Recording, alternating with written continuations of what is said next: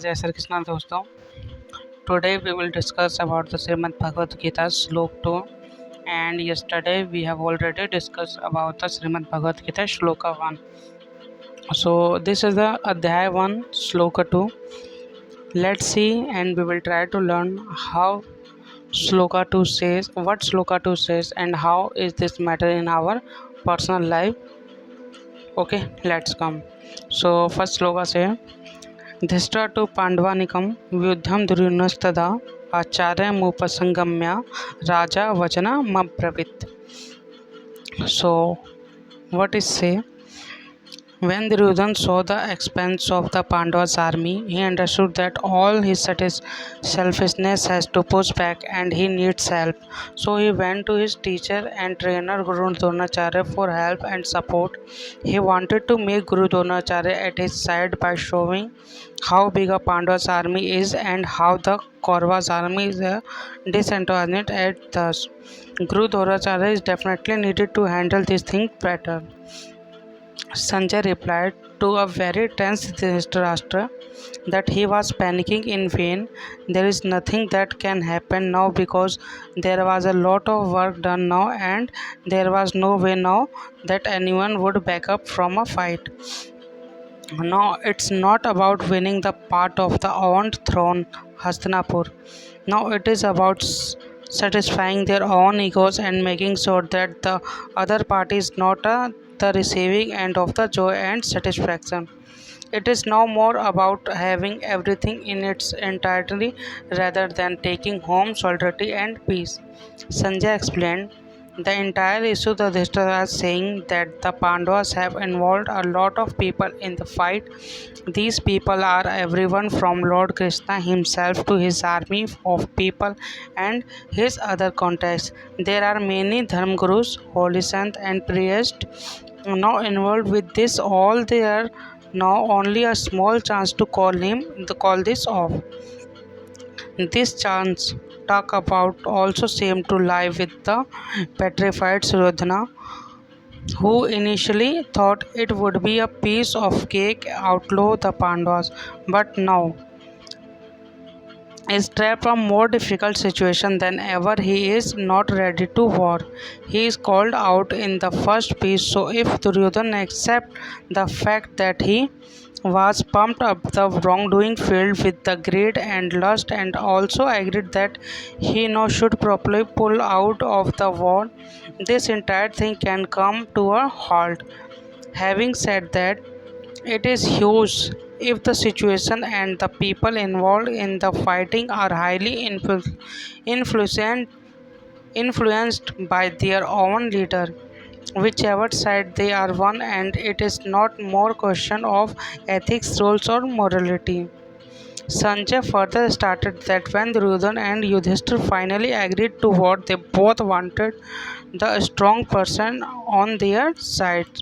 So they both hurried up to Lord Krishna, knowing that he is one of the strongest forces they could seek for. When they arrived, they saw Lord Krishna was present in the meeting area in a rested position. He was lying down and was awaiting the arrival of both parties. He knew things would come down to this, and he wanted both parties to sit once again together and decided upon the outcome. When Duryodhana saw Lord Krishna resting, he immediately rushed to take place towards his head side. In his head, this would have given him more visibility, and Lord Krishna will be able to listen to him better.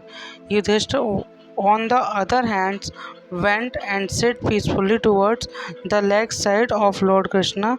He even started pressing the legs and tried to make the Lord comfortable. So Lord Krishna woke up after some time, and all the Duryodhana thought he would be visible first.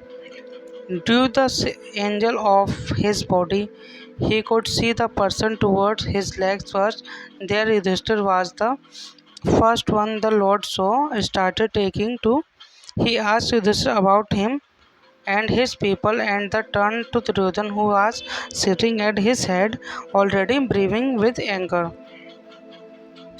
The moment Lord Krishna asked Duryodhana about his whereabouts, he burst the anger and addressing the insult he felt when he was ignored, even the thought he was sitting closer to Lord Krishna and not Yudhishthir.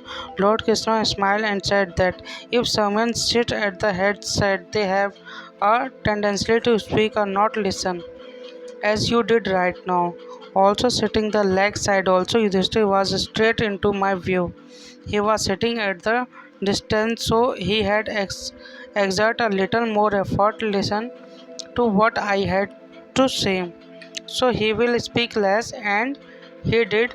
So in a conversation I will always be more inclined to talk someone who will not just speak but listen.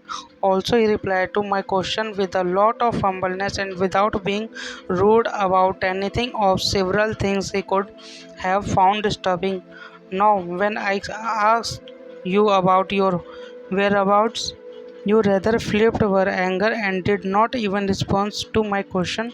You only tell me I am actually going to like this and keep talking to you. If we see the conclusion, so the conclusion is we all have seen how the terror and horrors of one's own greed makes a person run out into dry trying to fix the loose and the making every attempt possible to seal the victory to their side.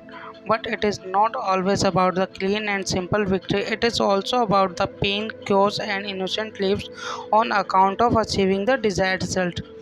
It is also about the loss of everything just so that there is no loss of ego. This is why, while making a choice, every time a person has to use not just the five senses but the sixth sense of logic as well.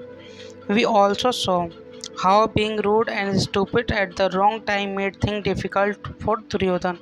He had he not shouted at Lord Krishna, or had he not made sure that he will get whatever he wants, even help by trying to command everyone, he would still be in the good books of the Lord and he wouldn't have made the mistake of making a choice of half reserve. The Lord is better than the army, even when he unnamed, and to understand this, the ruler needs calm mind, not aggressive one. His action and decision were clouded by his emotion and eventually lead to him taking a arguably wrong choice. So make sure that you evaluate your option a little probably before jumping the conclusion.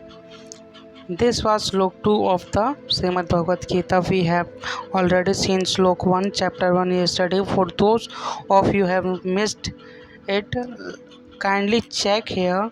We will see with the reply of Guru Dronacharya in Slok 3 tomorrow. Till then, keep worshipping and stay blessing.